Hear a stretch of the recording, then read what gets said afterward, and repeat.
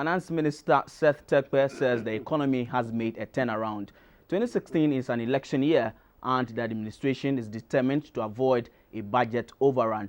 The minister is confident government will stay within the confines of the budget. In studio tonight is Mr. Terkper to speak to us on the performance of the economy. A very good evening to you, sir, and thanks for joining us once again on GBC 24. You're welcome, and good evening to your listeners and to your viewers. Okay.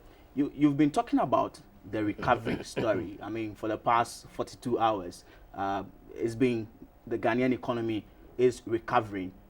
What makes you feel that there is a recovery in the economy, sir?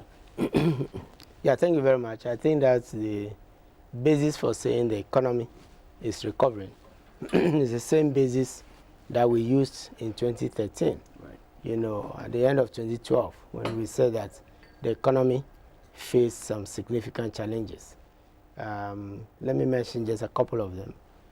First of all, you recall that at the end of 2012, going into 2013, we had what we described as significant, budget overruns. The first one was the overrun in wages and wage arrears as a result of the single spine. The other ones were huge subsidies that couldn't, be paid. Then we also had a shortfall. 2012 was our first full year, of exporting crude oil. We were expecting to export 100,000 barrels. We exported, just about 73,000 barrels. As a result, we also had, situations like, so as a result of which we had a deficit, which was very high, close to 12% of GDP. We had other phenomena like the rising, debt levels. So what we are saying is a turnaround, is the fact that you are making improvements, to this. Growth itself has started going down from about 9%, 7% of GDP. We hit the bottom. It was estimated to be 3.5%, but it's estimated now that it wouldn't be 3.5, but maybe somewhere around 4%. That means that you hit a bottom, and if instead of 3.5, from about 5% deficit, you are going to be going, up at 4%, it means that growth, is beginning to pick up. Right. And that is an example. Once you have finished clearing your single spine arrears, it means that the resources that were not available for institutions like your good selves, I believe during that period, the subvention for GBC, for example, was not, coming. We were in arrears of statutory funds. Right. We were owing, contractors. It isn't as though we have turned the corner, and that's why we are saying we are making a turnaround fully. But the situation has improved because the resources that had been going into, say, the payment of huge arrears, once you've cleared them and you've stabilized the wage situation, means that, you are beginning to channel resources into other sectors that are equally, important. So you talk about a recovery, and yet just yesterday inflation hit 19%. I mean, interest rates are still averaging 35, 36%. The ordinary man on the street does not see that recovery you are talking about. Well, is it not too early? No, let's take interest rates. Right. No, we can confidently talk about, yesterday at the 2 days at the presentation. Yeah. Remember, we said that despite the signs of recovery, the economy still was having, some risks. Election year, expenditure for which Ghana is notoriously known, if I may say that is bluntly. We also indicated that global commodity prices, and we are making this recovery at a time when countries with stronger economies like China, Brazil, South Africa, Turkey, others are cooling. And you heard the Standard & Poor's even downgrading South Africa. Brazil today is, quite struggling. China has devalued its currency twice. Yeah. So the economy still faces this, some of which are external to ourselves. The commodity price, our gold price is still low. Our cocoa price is recovering. Oil prices is going down, right? But we said that, so it doesn't mean that, you've come completely full circle. But we're saying the signs are positive. And let me use one example. We had a deficit of about 12%.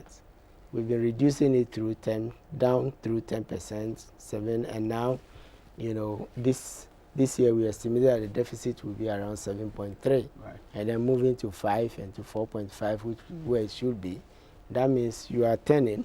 You can see clearly that from a high deficit of nearly 12%, you've hit, you know, and it's going down. Now, what does that mean in practical terms? You know, in practical terms, it means that 10%, your revenue was lower than your expenditure, right, and you were financing it in terms of output at 10%. How do you finance that? You finance it by borrowing from the markets like an individual. right. So government itself is competing, you know, with the private sector, you know, from the banks, you know, to get that money. That is pushing the private sector out. That's what's called crowding. And because government is putting pressure through demand, and it has a bigger, you know, envelope, right, it means that it is pushing, when demand pushes supply, it means that that's what accounts for the interest rate, because interest rate is the price you pay for borrowing. Now, what happens? When that deficit goes down from 10 to 7 and hopefully to 5, it means government has halved its demand from the market. Right. It's half the deficit, but it's financing a lesser deficit. Okay. So it is going to ask for less money, by about half, than it used to do 3 years ago. Right. That means government is not taking so much money out of the market. So meaning revenue is improving. So you know, revenue is improving. That's one sign. But I'm leading to the fact that because government is not asking for more money from the banks will have to look elsewhere to give their money, and that is the private sector. Right. So there's less crowding. That means that government is also easing the pressure, and that will want to put pressure on the interest rates to go down. You know, so it is sequential. One thing happens, and then it affects, right, you know, so other developments in the economy. One of the dangers to this recovery will be overspending in this particular election period. I mean, in 2011, His Excellency John Dramani Mahama kept on telling us that he was not going to overspend in 2012. But indeed, you did. You overspent, which you admit. Now, how should... I don't think he made that promise last year and this year. No, even before the 2012 elections, they promised that they were not going to overspend in the 2012 elections. But there was some kind of overspending. On the contrary, right, I'm not, you know, that I'm not denying that there was some promise. What was said from Professor Mills through His Excellency the President, who was vice at the time, and after he took over, was that we were going to contain expenditure. We put a freeze on started putting a freeze on new, you know, awarding of new contracts, right, to try and slow it down. The definite promise that it will remain within, you know, the budget, you know, was made this year. He did say that we'll contain expenditure going into 2012, 2013, because the signs were getting clear that the economy was overheating, you know, at the time. Single spine, everybody knew, was an issue. But my question is, so then, what are you going to do to ensure that we don't overspend in 2016? I mean, there was overspending in 2012. I think the question is, what are we doing? Yes, what are you going to do to ensure, you know, that we don't overspend in 2012? We are doing it already. What are we doing? Because that is what is showing the signs. First of all, we have put in place what we call a database, a contract database that tells us, you know, the contracts that have been awarded across by all ministries, departments, of agencies. Secondly, we have, through the Give Me system, now we are able to compare your expenditure as you incur it, because it is electronic, right, and make sure that you are not going to exceed your budget. Third, we are following, you know, the same principle of curtailing new contracts and focusing on only pipeline contracts. You agree with me that across the country, there's a lot of, you know, contracts, whether it's roads, it's schools, hospitals, that are under construction. So there's no point in awarding new ones. People want to see visible signs, right, that these are completed. And you can see that as a focus, you know, that we are finishing, for example, you know, Kaswa and the bypass, Kwame Nkrumah interchange, for which some designs have been made, you know, is what is being done. We are focused on what we call the Gang of Six, Pantan Road, finish them. You know, now focusing on Kumasi Road, we are finishing them. The Eastern Corridor in the Volta region, you know, finishing them. Okay. So the focus is, there's enough.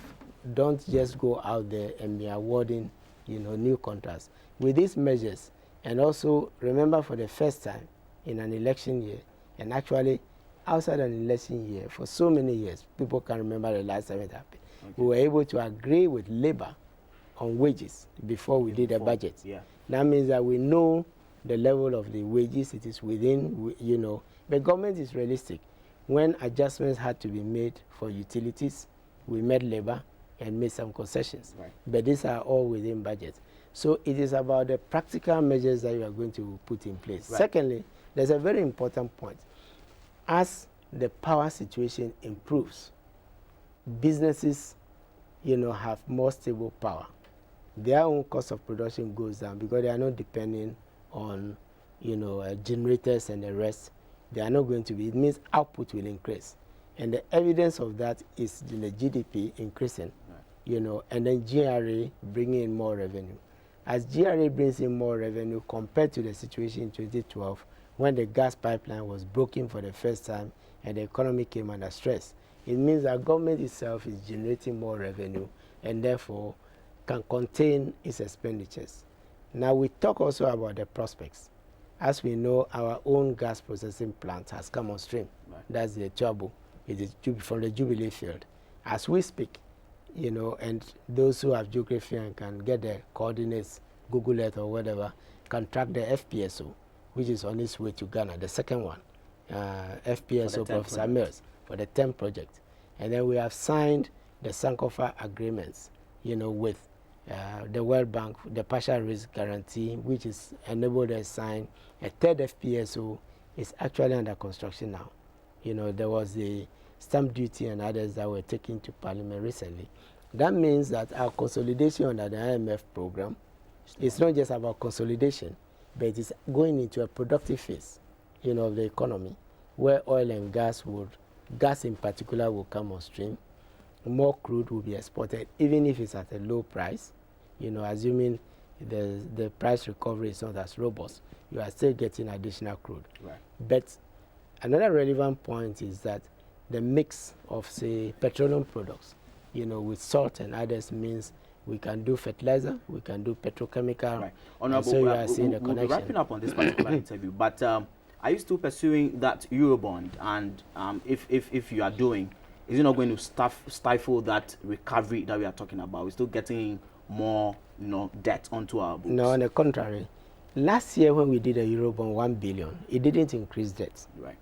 The reason being that I just spoke about the treasury bill. All that we were doing in the past was going to the treasury market and borrowing.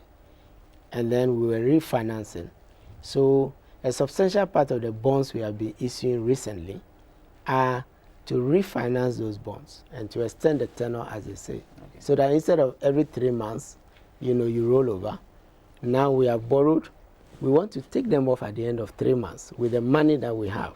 Replace it. So you are replacing one debt with another.